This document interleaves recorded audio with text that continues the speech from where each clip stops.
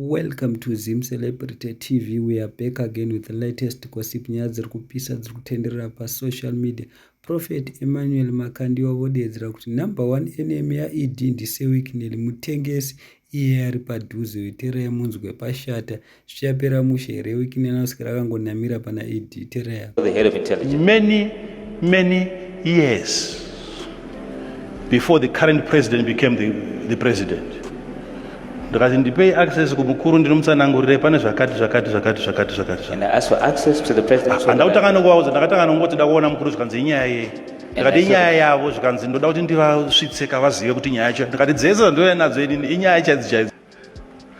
Imuri kundudzira here kuti vanhu vese zvino izvi. Are you telling me that everybody vari padhuze nemukuru wenyika that is close to the head of the country were for him? were for him? Ndokubvunzaika mushe neshona kuti imi mufunga kwenyu vese right now vakati kwati na president. In your imagination, is everybody who's close to the president? Vangari va president. Was he an ally of the president? Some of them were even bigger enemies to him.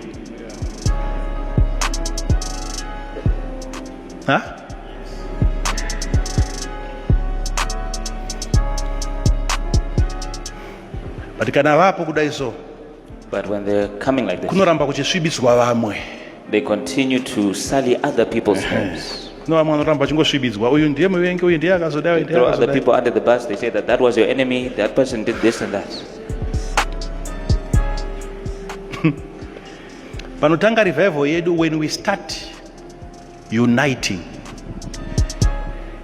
ourselves, bringing back our forces, by bringing back our resources, by bringing back our educated brothers and sisters. Kuti wese a graduate mu Zimbabwe arikutanga atutora visa. Where it seems like everybody who The graduates certificate Zimbabwe, ye education I visa wakufana kuti it looks like a visa. practice zvawadzidza kunze kwenyika. You are forced to practice When we what you start learned outside bringing the country. back everyone, vanhu vakatanga kudzoka ndikutauriraika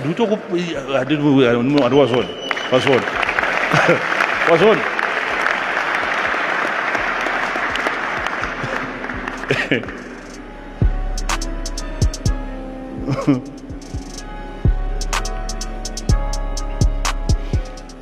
we have people in exile who are not even enemies of this country, who are not.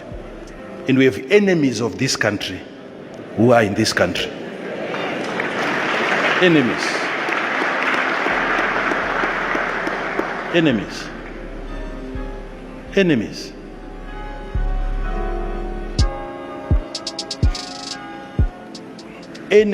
Real enemies who are around.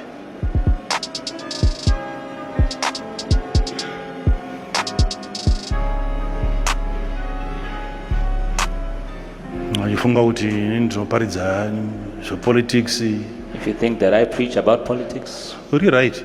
you're right. Hapana zvandosiya. I don't know anything. Hapana zvandosiya. I don't know anything. Hapana.